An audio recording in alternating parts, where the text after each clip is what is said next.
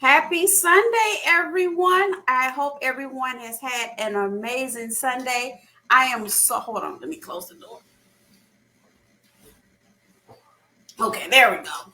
I am so happy that each of you have come and joined me today. It is a beautiful day. I hope in your area you have been able to go out and enjoy the sunshine. If this is your first time joining us, my name is Beverly Johnson, owner of Genesys Fitness, located here in Huntsville, Alabama.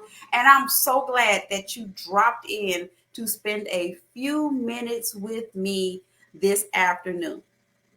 And this week's topic was one that was actually requested by my friend and Twitch streamer, Latoya Sharice. So thank you for this week's topic.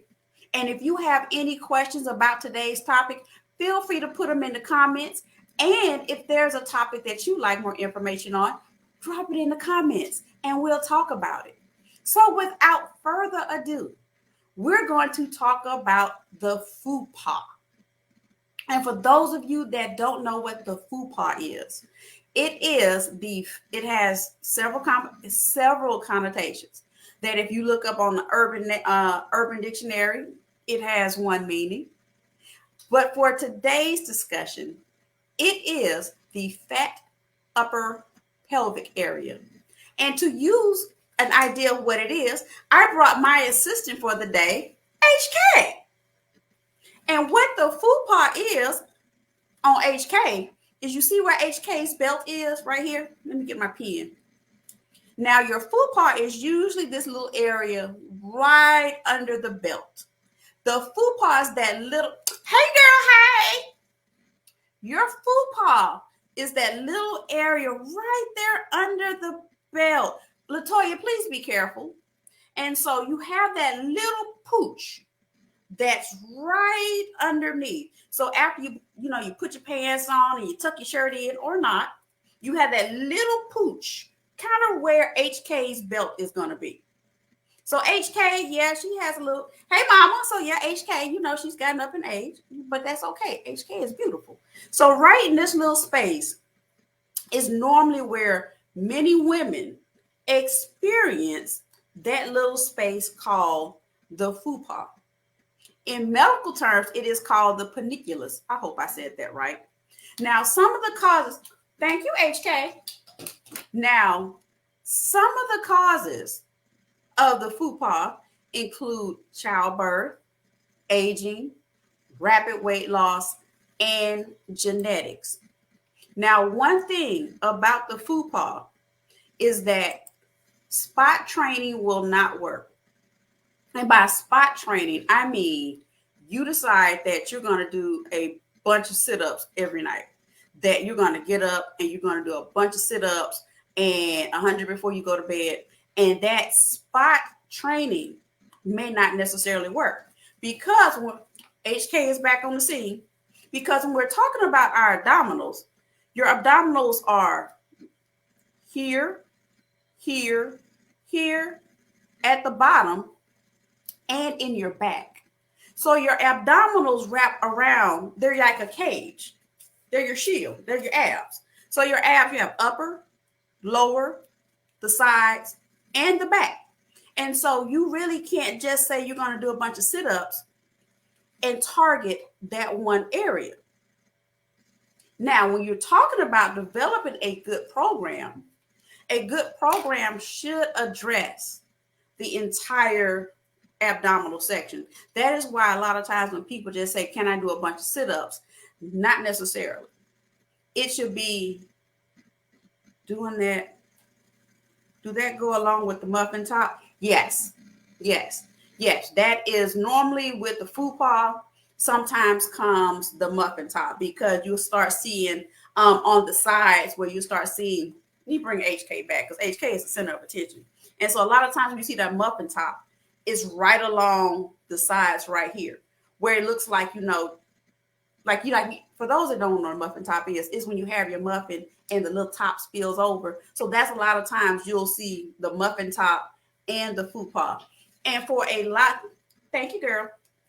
And for a lot of people, that can be very frustrating. it can be very discouraging because you don't feel like you used to. Because a lot of times, if you think back to who you were pre little people, pre aging, pre whatever, pre surgeries, it can create a lot of frustration in your identity. And so I understand that some people have the thing of love your fupa anyway. It's you, it makes you who you are. But I also am keenly aware of how sometimes it can be frustrating because as we start getting older, our bodies are starting to change. I follow Tracy Ellis Ross on Instagram, and she even commented that now that because she and I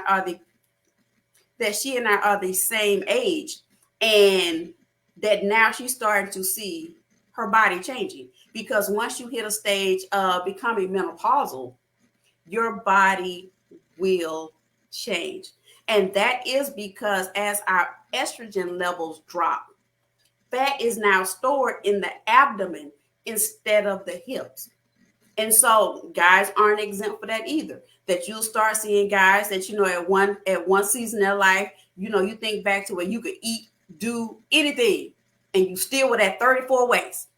And now as you've gotten older, you're starting to see that change is starting to happen. And so again, this is part of aging. So what are some causes of our fupa?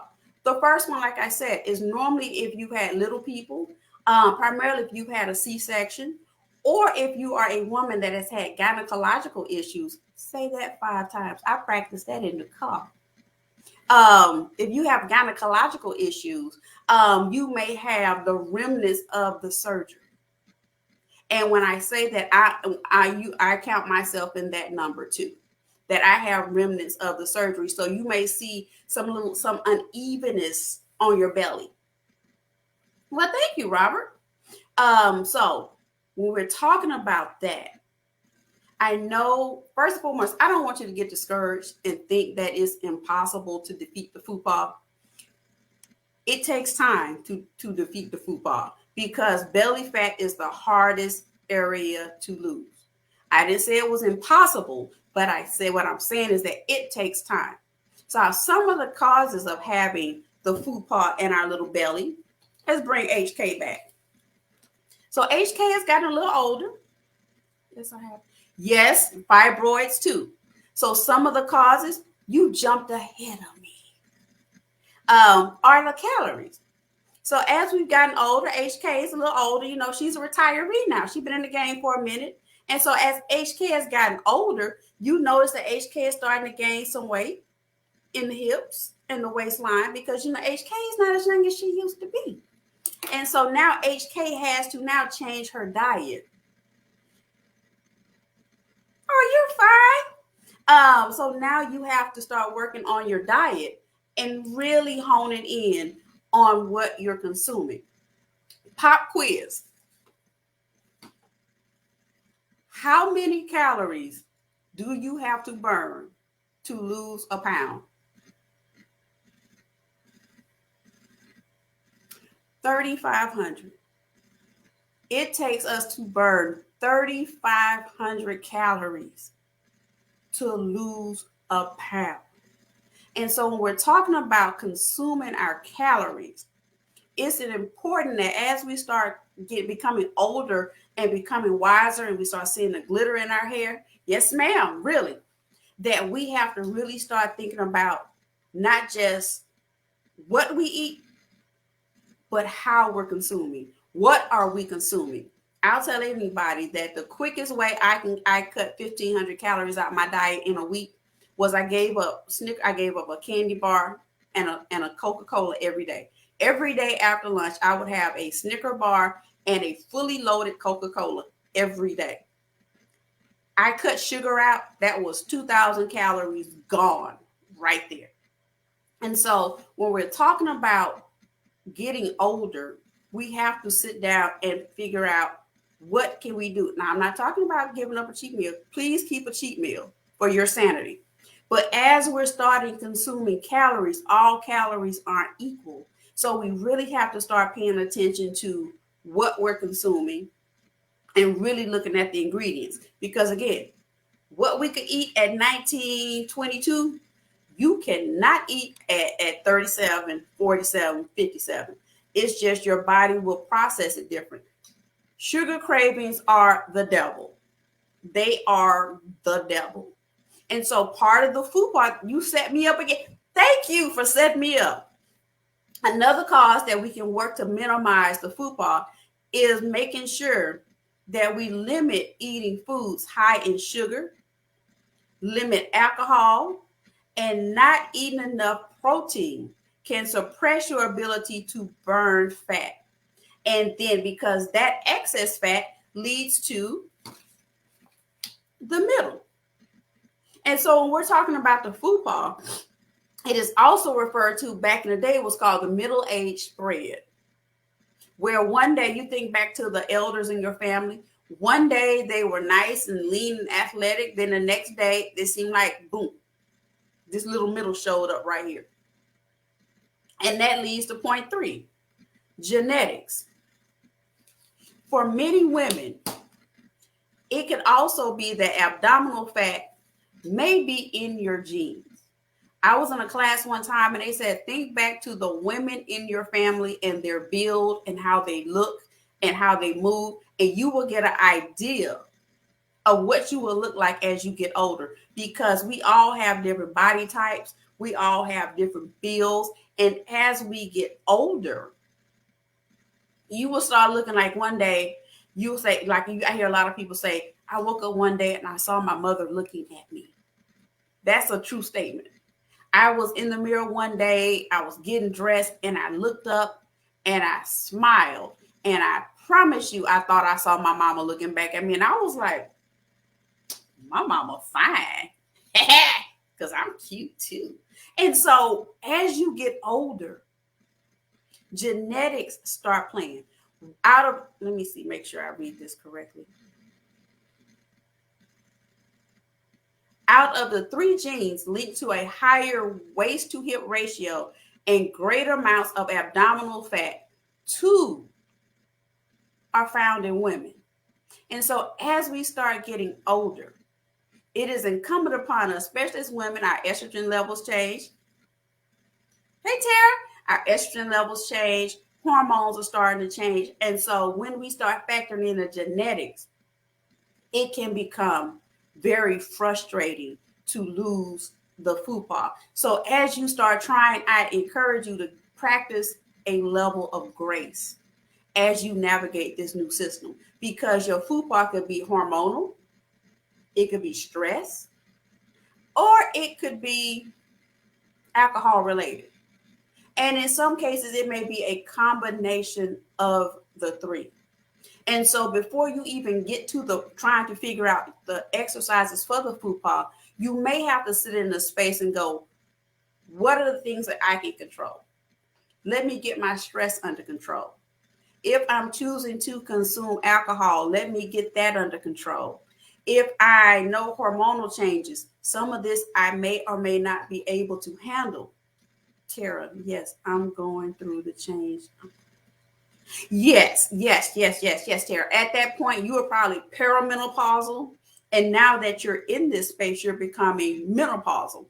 And so you're starting to experience the decreased metabolism, the power surges that I call hot flashes. You're starting to see the weight gain. These are things that are part of the process. And so some of the things that we can do is that, because we are primarily sedentary now, is that we have to consciously get up and start moving around. Especially since many people, because of the pandemic, we switched to working from home, and then food was right there. Our anxiety went through the roof. Depression kicked in. The stress of being at home, homeschooling, and still working. It was the perfect storm of sitting all day and snacking. Whereas prior to the pandemic, you had that out where you could leave home for a little while, get away from it all, and have that separation. But then we were back here in this space where both worlds collided, and that created a heightened anxiety. So as the weather is getting better, some things that you can do is start moving around more. A beautiful day like today, go for a walk. 30 minutes, go get some fresh air. Let the vitamin D soak in on that melanin. Let it power charge our melanin, and we get recharged and refreshed, and we go back out. Because a lot of times you're not really hungry. You may either be bored or thirsty. And so sitting around all day, binge watching your shows, that leads to boredom, snacking, and eating. Now, don't get me wrong. I watched Bridgerton in a day and a half. I watched it all. I watched a few episodes, stopped, watched a few more. I watched it all. And so if you're not careful, you will sit there and that boredom snacking will reel you in. Again, as Terry just mentioned, menopause is another reason for the Fupa. But again, I don't want you to get discouraged and think that all is lost. It's doable, but it's going to take a while. It didn't happen in the weekend. It didn't happen over the Christmas holidays. So give yourself grace and a reasonable timeline to work down the Fupa and get it under control. Again, most men will tell you they are not bothered by the Fupa at all. Most men will tell you that just shows that you are all grown up, and they are perfectly okay with that. And so it's a space of becoming comfortable with ourselves in this season. So how do we work to lose the Fupa? Number one, I always got some answers. Look at your diet. Eat more plant-based foods such as fruits, vegetables, whole grain, and lean sources of protein. Let's attack the diet because, again, sources of the belly, because HK, she's a retiree now. She's endured stress. She's had hormonal changes.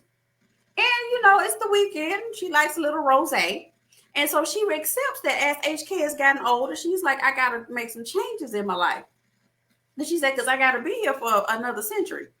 And so HK has decided that she's going to switch over and change over her diet. So that means limiting the sugar, limiting the junk food, because junk food are things that have absolutely no nutritional value in it at all. You remember when we would go to work, you go out to eat, you go to your favorite fast food establishment, get the meal, get the waffle fries, and 2 hours after that, you will be starving. So part of this is, if we're going to combat our Fupas, is that we have to take control of the whole narrative that is us. And so step one, we're going to have to address the eating. Number two, replace the sugary drinks. I would say this, limit, because I understand that you're human. Limit the sugary drinks and drink more water. Because the quickest way I've told people and my clients that if you want to lose weight, cut sugar and bread. Cut sugar, cut bread, cut fried foods, and that is where you'll start seeing the weight loss starting to happen. Because again, all carbs aren't bad. It's just, let's get rid of the bad ones. Number three, exercise. Y'all knew that one was coming. I don't know why y'all was shocked by that. Y'all knew that one was coming. Exercise. You gotta move. You have to move. You have to move. Now the key is, and before y'all throw a rock at me, find activities that you enjoy. The key to sticking with your exercise program is going to be find something that you enjoy doing. Now, I'm not telling you it's going to be on the same level of going to the cookout type of fun. Not telling you that. I'm not going to lie to you. But by saying you're having fun, Find an activity that you can stick with. Find one that's challenging, that you enjoy doing, that you know is going to give you the results that you're looking for. If you know in your core of cores you don't like cycling, don't go. If you know you can't stand a rowing class, don't go. But instead, find the activities that you enjoy. It may be that, yes, Monday through Friday, I usually do 5 miles a day on the treadmill. I start at 30. That isn't that. But see, I'm so proud of you because you started and you wouldn't have known unless you tried. And so part of your journey is going to be trial and error. I mentioned cycling because I am not a fan of spin. I am not a fan of spin classes at all. But if you say, let's go do a 5K, I'm outside. So it's going to be trial and error to find out what you like. It should be challenging. It should be interesting. It should be what you like to do. The best time to exercise is the one that works for your schedule. If you're not a 5 a.m. type of person, you're not going to make it. I started in January because I have to get my blood pressure maintained. Absolutely. And I'm so proud of you that you recognize that you needed to do that. Now, when you say work, when I say workout, usually at a minimum, 150 minutes a week, which comes out to be 30 minutes a day. And that could be walking. That could be going to dance fitness, Zumba. That could be going to kickboxing. That could be spinning. That could be going to swim class. There are classes such as pound, which you learn to do the drums, hula hooping. It's about getting up and getting active. That's the only way you're going to find out what you like to do. And part of it is that once you start getting up and getting moving, that will tap into the sedentary lifestyle. That will tap into curbing your snacks. That will tap into feeling not like yourself, because part of this is finding out who you are and what you like to do. And lastly, go lay down. Go to bed. Turn off Netflix and go to bed. Yeah. Go to bed. Go lay down. Part of our culture right now is that this is ever present. This is always around us. And so many of us, let me take that back. The culture has created this space. It's not always to do. I do. You will feel so much better when you exercise because it releases the endorphins, the happy feeling. Because studies have shown that exercising also helps minimizes the impacts of depression and anxiety. So when we were little, we were told, go outside and play and get some fresh air. That sentiment is still true today. Go outside and get some fresh air. Before I came on live, I went hiking. I got a chance to sit next to a nice little creek, a little ravine, listen to the water, overlooking the city. And my head, I feel so much better. Now, granted, I had to take a lot of allergy medicine, but I feel better because I felt good disconnecting for a little while. And so when you don't have the rest, when you don't disconnect from this all the time, because they call it FOMO, fear of missing out. When you don't get when you don't get enough rest, that leads to more snacking, more sweets, more snacking leads to greater chances of diabetes, leads to greater chances of high blood pressure, leads to greater chances of coronary problems. And so you'll find yourself in a vicious cycle. Yes. And I can say, I think I've gotten older. I'm more anxious now. Yes, that is part of getting older. I can't say for men, but in women is increased anxiety because of hormonal changes. Yes, that's true. I'm up late. Oh, a snack. Oh, but it's a real thing because I can't speak for any other regions in the country, but in the South, I got to have something sweet. And if you sit around long enough, watching enough TV, you're going to want something sweet. When we were little after dinner, it was a given. We were getting Little Debbies. We were going to get a Little Debbie. So you ate your dinner because you knew you were going to get a Little Debbie. And with our dinner, we had Kool-Aid, preferably orange or red. But we always had a Little Debbie. Now, as we've gotten older, you will pass out eating a Little Debbie because of the sugar. But all this in its totality contributes to, why y'all laughing at my Little Debbies? Y'all know y'all ate Little Debbies too. Don't play me like that. You know you had Little Debbies. You know you did. Mm-hmm.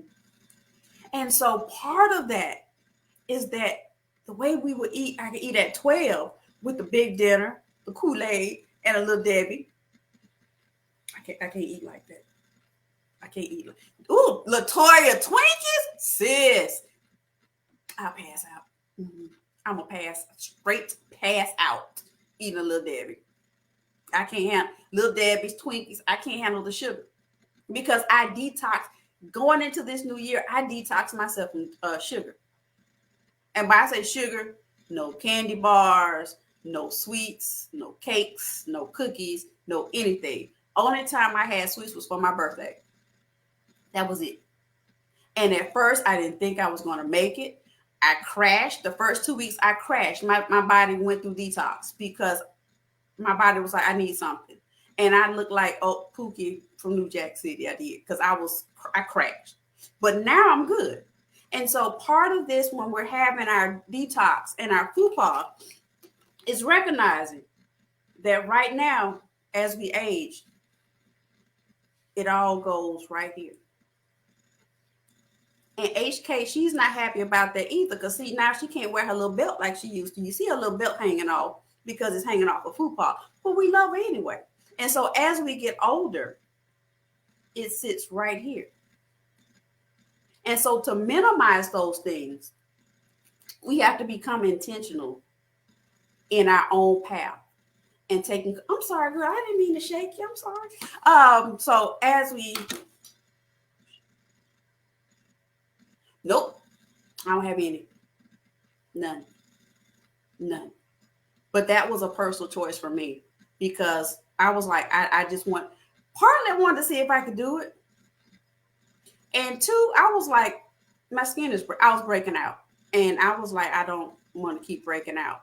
And so, do I still have cravings? Mm-hmm. Because I'm human.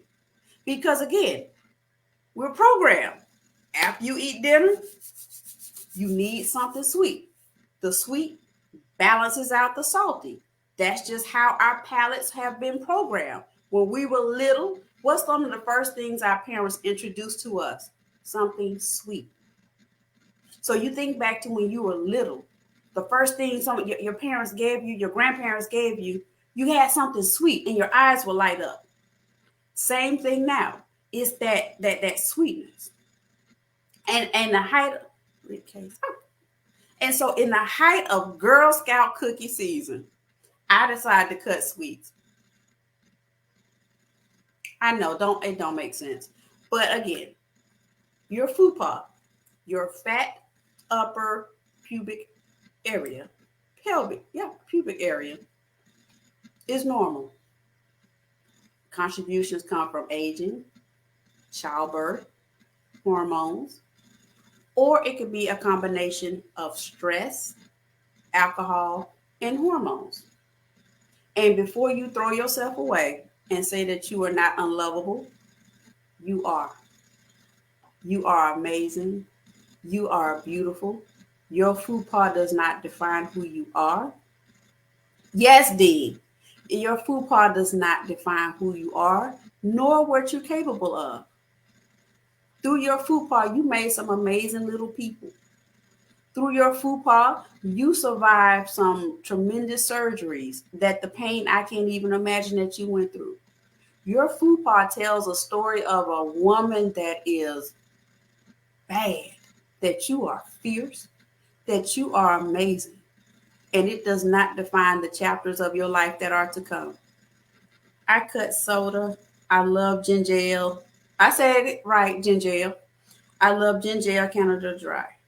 I drink something now called True Lemon. I put it in. Yes. That's good too. Yes. You know, ginger ale is good, but True Lemon is a great replacement. True Lemon is a great replacement. Not completely, but I could. That's still progress. That is still progress because those things that added sugar can contribute to your food plot. Now, if you're wondering how can you track your foods and your sugar consumption, I recommend an app called MyFitnessPal. It's a free app. You can download it. And what MyFitnessPal will allow you to do, you can put in your weight goals and it will tell you how many calories you should consume every day. Now, the trick to it, you have to be honest with your inputs every day because you get an idea of what you're eating every day. And it is a tool to hold you accountable. And when you first do it, it's going to shock you because if you're honest about what you're consuming every day, excuse me, ooh, the outside is catching up with me. If you're honest about what you're consuming, it'll give you a great picture. And when you put in your foods, what I love about MyFitnessPal, not an endorsement, I'm just a user, is that it will tell you what foods are high in sugar. It will tell you if you've hit your limit with foods with high your sugar. It'll tell you when you log your food that you have hit your sodium levels. You've hit your sugar intake. As you upload your foods, it will tell you, hey, the sugar allowance is so many milligrams. You have exceeded this for the day. You have exceeded your sodium intake for the day. This will give you a blueprint of how to proceed with your weight loss. And you will start seeing that, okay, I notice I'm eating too much of this. Let me change XYZ. It is a great starting point. Again, I'm speaking to it not as a spokesperson, but as a user that you can log your exercise. If you have an Apple Watch, I don't know about the other products, but you can sync your watch to your to the app, and it will count all your calories for your exercise and your movement and your water intake. So a great place to start with trying to figure out what your daily intakes look like is that you have to hold yourself accountable. Now the rest of it, let's talk about it as far as a coaching session. That's it for another day. But the FUPA, impossible, maybe difficult to get rid of, we can work on it. But I don't want you to define yourself. As I get ready to log out, I never want you to define yourself by your body part. I never want you to look in the mirror and say, because I got this, nobody's going to love me. Because I got this, nobody's going to love you. The world will not be the same without you and your gift and your talent. And I never want you to ever define yourself by a body part. Georgette, I used it 4 years ago. It is. Yes. Now, thank you, Georgette. If you use MyFitnessPal, you can scan the barcodes and it'll give you the nutritional value also. So it is a great tool. Dean, my trainer had me maintain the. Oh yeah, you will find out you spend a lot of money eating out, and you find out that if you don't have a plan for how you're going to eat, you're going to eat a lot of stuff that's way off the radar. So again, you are beautiful, you are magical, you are amazing, and I never want you to define yourself by a body part. because you are loved, you are amazing, and our worlds would not be the same without you.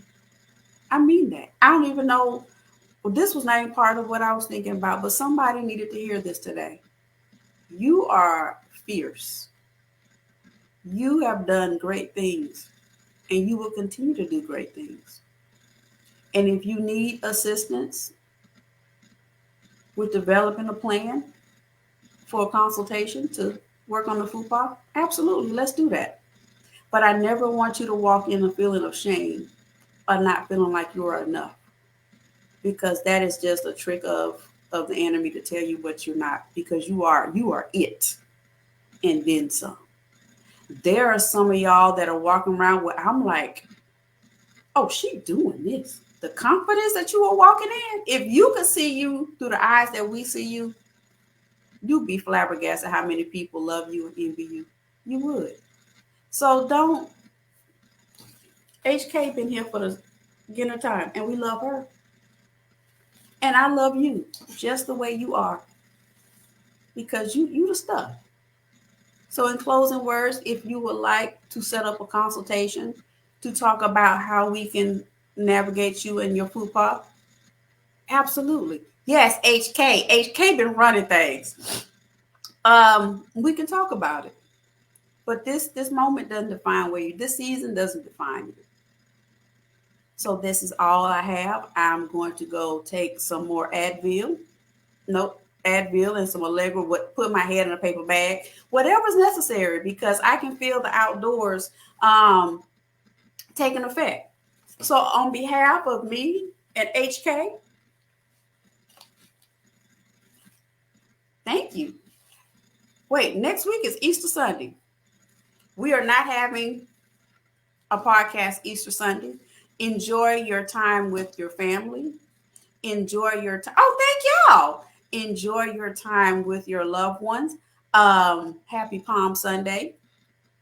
So enjoy next week, and I'll see you week after that.